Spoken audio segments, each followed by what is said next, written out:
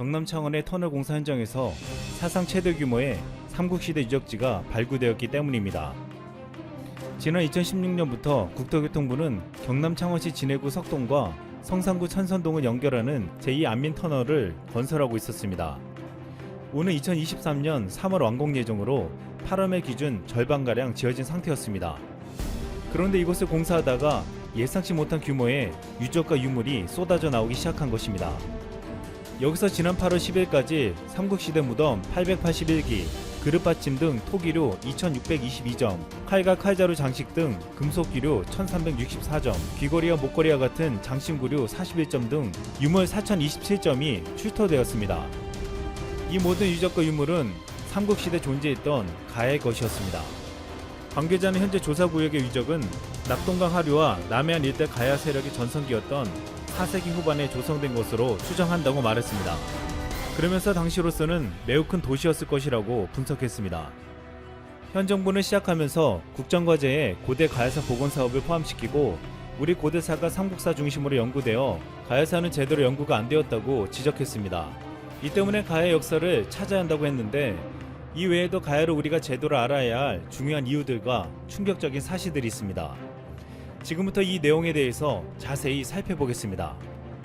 우리는 삼국시대라고 하면 고구려, 백제, 신라만 떠올리지만 여기에 하나의 나라가 더 있습니다. 바로 백제와 신라 사이에 위치했던 가야입니다. 가야는 삼국시대 초중반 한반도 남부에 있었던 여러 국가의 총칭이었습니다. 삼국지 위서 동의전에 따르면 3세기 때만 해도 한반도에는 적어도 78개의 소국이 존재했다고 했습니다. 이후 가야 지역의 나라들의 통합이 이루어져 성산가야, 아라가야, 고령가야, 대가야, 소가야, 본가야가 연맹을 이뤄 가야연맹이라고도 불렀습니다. 가야연맹은 낙동강 유역의 넓은 평야와 풍부한 철을 바탕으로 성장했습니다. 가야 지역은 예전에 변한 땅으로 품질 좋은 철이 많이 나기로 유명한 곳이었습니다. 그 중에서도 낙동강 유역의 금강가야는 백기를 이용해서 중국과 일본에 철을 수출했습니다. 또한 제주도에 무역기지를 건설하고 일본 규슈까지 배를 타고 가서 철을 팔기도 했습니다. 특히 당시 일본에게 가야는 최초의 외국이자 선진국이라고 여겨졌습니다. 이렇게 일본뿐 아니라 중국, 낙랑에까지 철을 수출해서 경제적으로 부유해진 가야는 이를 바탕으로 높은 수준의 문화를 이룩했습니다. 많은 전문가들은 당시의 가야연맹 왕국의 문화 수준은 신라보다도 훨씬 높았다고 말하고 있습니다. 가야연맹은 이곳에서 함께 어우러져 수백 년 공존할 수 있었던 이유는 철을 다루는 기술을 갖고 있었기 때문이었습니다. 칼은 무기이며 전쟁 도구였지만 이들은 칼을 들고 서로 싸우지 않았고 여기서 생산되는 풍부한 철을 중국과 외에 수출하여 교역의 중심지로 만들었습니다. 이 중에서 금강가야는 수출을 주로 하며 해상 왕국으로 번영을 누려 여러 가야를 대표했습니다. 가야는 지리적으로 가까운 외에 철과 토기와 같은 선진 물품과 문화를 수출했습니다. 이로 인해 가야는 고대 일본의 명품 수출국이라는 말까지 나올 정도였습니다. 이 시기 일본 고분군에서 출토된 철제 유물 형태는 김해 지역의 금강가야 고분에서 출토되는 철제 유물과 매우 흡사했습니다. 이는 금강가의 주조 방식이 일본으로 직접 전달된 것에서 그 이유를 찾을 수 있었습니다. 또한 가야에서 만들어진 가야 토기는 같은 시대 신라, 백제 토기와는 확연히 다른 독특한 형태를 보이는데 이 토기 양식도 4세기부터 일본에 전파되어 이후 일본의 스에키토키 문화 형성에 직접적인 영향을 끼쳤습니다. 일본은 이렇게 가야의 선진 문화를 받아들이면서 가야를 동경했습니다. 하지만 일본은 이 같은 역사를 일제강점기 시절 한순간에 바꾸어 놓았습니다. 일본은 우리 땅에 조선 총독부를 세워 조선사 편수회를 만들고 교토 제국대학의 이만희시류를 중심으로 우리의 상고사와 고대 역사를 잘라버리고 역사를 왜곡 변절시켰습니다. 일본이라는 나라 이름이 생기기도 전인 4세기부터 6세기 사이에 임나 일본부를 가야 지역에 설치해 가야를 지배하고 신라, 백제, 고구려까지 정벌하고 지배했다는 것입니다. 일본은 4세기부터 5세기에 석기시대와 같은 삶을 살고 있었고 국가도 통일되지 않아 미약한 수준이었습니다. 그런데 일본이 가야와 백제와 신라, 고구려를 정벌하고 지배했다는 것은 전혀 말이 안 되는 이야기였습니다. 당시 일제는 한반도 지배를 정당화시키기 위해 이 같은 거짓말을 만들었습니다. 오히려 국내 역사 전문가들은 가야가 신라에 병합되면서 가야 유민들이 일본 열도로 건너가 기만민족으로 일본을 통치하고 지배했다는 사실이 더 타당성이 높다고 말했습니다. 가야는 그동안 삼국과 달리 문헌 기록이 부족하고 고고학적 유물도 적었습니다.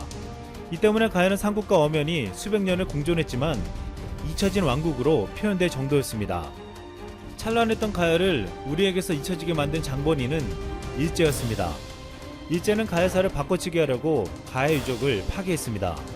일제는 임나 일본부서를 만들면서 일본이 고대 한반도를 지배했던 증거를 찾겠다면서 가야 고분을 무차별하게 도굴하기 시작했습니다. 당시 일제 관학자의 주도 아래 창녕, 고령, 함안, 김해, 성주 등지에서 일본인들에 의해 가야 고분 발굴이 진행되었습니다. 대가의 고분 수백 개가 분포되어 있는 고령 지산동 고분군을 발굴한 야스이의 조사는 전형적인 사례였습니다.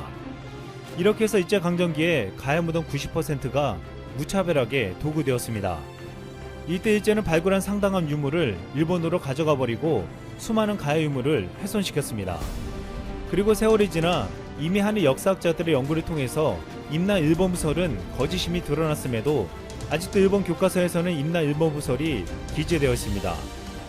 이 같은 일본의 역사 왜곡에 우리 정부는 잊혀진 가야사를 찾겠다고 발벗고 나섰습니다.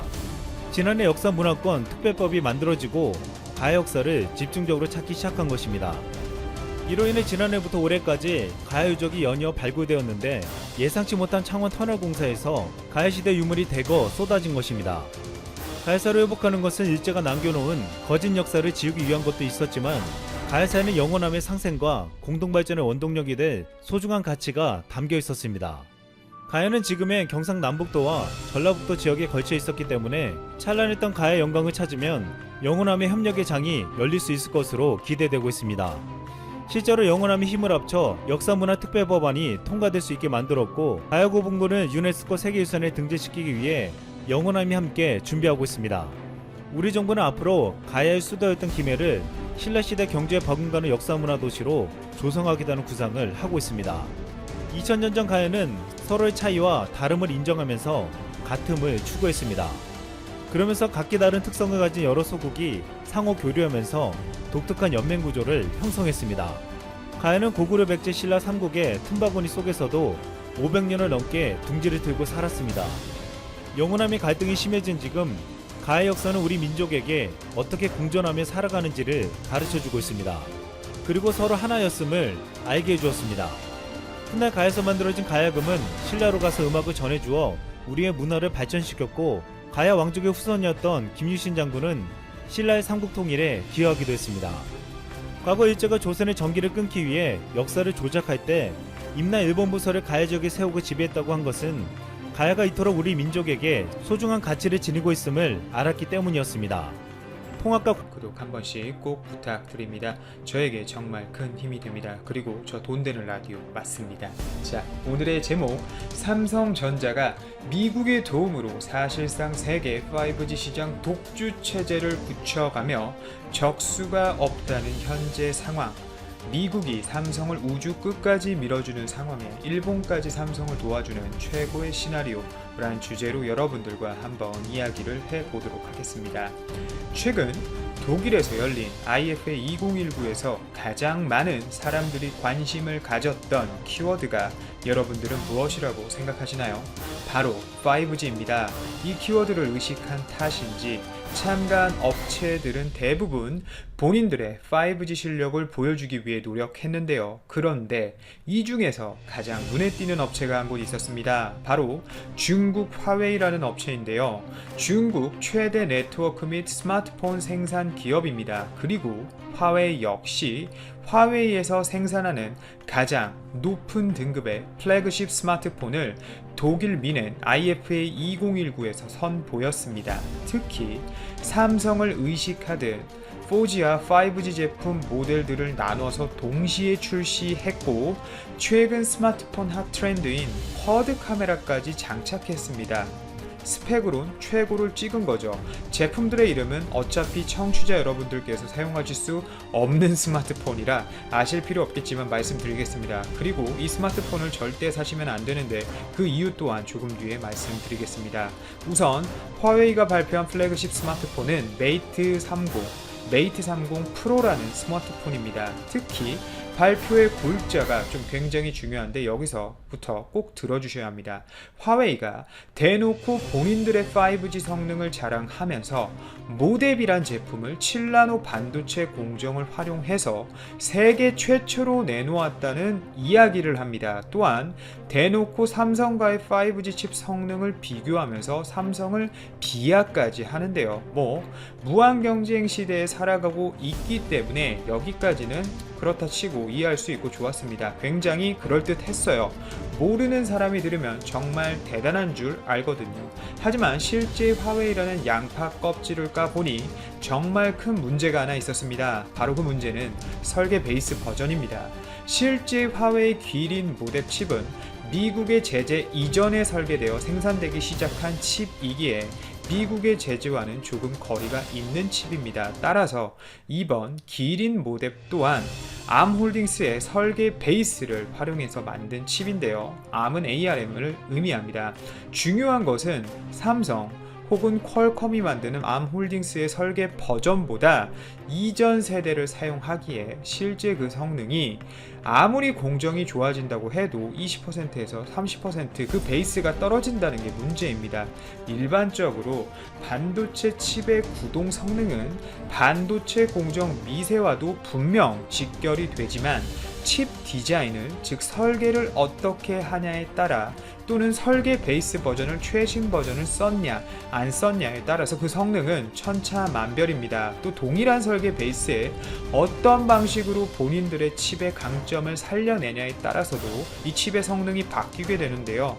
이런 경우는 똑같은 암 설계 베이스를 쓰더라도 애플의 AP와 퀄컴의 AP 그리고 삼성의 엑시노스 AP 시리즈가 각자 두각을 나타내는 분야가 다른 것에서 우리는 실제 경험을 하고 있습니다. 결국 화웨이의 이런 발표는 본인들이 발표한 것을 무색하게 만들 정도로 사람들을 우롱한 발표였다며 실제 외신에서는 화웨이를 질타하는 이야기를 많이 하고 있어요. 비유하자면 집안이 잘 다져지지 않은 땅, 즉 불완전한 터에 좋은 건설 자재들로 집을 지은 것과 같은 상황입니다. 결국 지진이나 기타 자연재해에 취약할 수 있겠죠. 그런데 화웨이에게는 재해 수준을 넘어 이젠 어디로 튈지 모르는 핵폭탄 하나가 있었습니다. 바로 미국 트럼프입니다. 최근 미중 무역 전쟁이 잠잠해지는 듯 했지만 8월 말 9월 초 양국의 관세 전쟁은 오히려 골이 더 깊어지는 모습을 보여주었고 최근에도 그럴듯할 만한 합의점은 찾지 못했습니다. 특히 트럼프에게 있어서 화웨이는 눈에 가시가 될 수밖에 없는 상황인데요.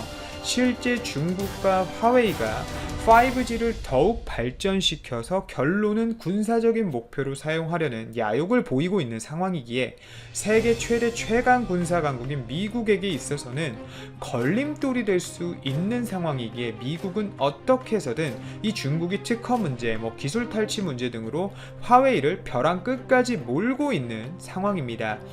그리고 그 미국의 제재 결과 화웨이는 이번 프리미엄 스마트폰에 구글 앱을 사용할 수가 없게 되었습니다. 자, 이게 바로 여러분들이 어차피 사서 사용하실 수 없는 이유이고 구매하시면 절대 안 되는 이유입니다. 지금 보시고 있는 화면인 유튜브도 이 화웨이 메이트 30 시리즈를 통해 보실 수 없습니다. 크롬, 구글 맵, 유튜브, 그리고 지메일, 구글 플레이 스토어 같은 구글의 핵심 서비스를 사용할 수가 없는 거죠. 물론 중국에서는 중국 정부 통제 때문에 원래 중국인들은 불법적인 우회 사용 외에는 구글 서비스를 이용할 수가 없어서 중국 시장에서는 사실 큰 문제가 되질 않습니다.